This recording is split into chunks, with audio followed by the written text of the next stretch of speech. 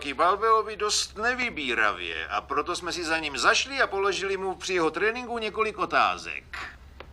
Vím, že hodně lidí by mě chtělo vidět v odvetném zápase s tím zbabělcem, který si říká italský hřebec. Ten muž nemá tu čest se mnou utkat. No není to sráp?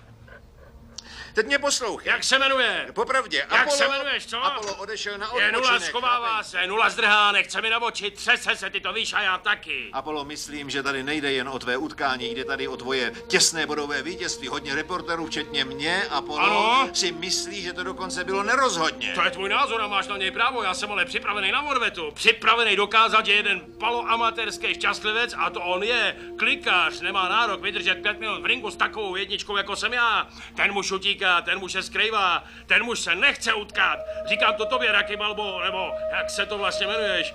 Chci, aby celá Amerika, celý svět věděl, že jsem připravený, schopný a schopný utkat se s tebou kdekoliv a kdykoliv. Utkám se a porazím to takzvanýho boxera, který si říká italský hřebec. Jen kdyby měl odvahu mi zavolat, můžeš mi zavolat na můj účet. Balbo! Tohle by měl být řádný odvetný zápas. Boxer proti bíci. A podle mě by každý chtěl vidět vás dva opět v ringu. Ale je tu jeden problém. Kde je Rocky Balboa?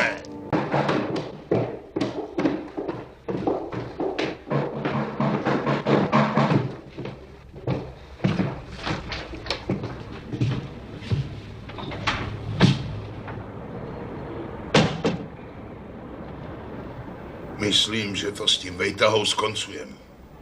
Jasná věc. Rocky. Promiň.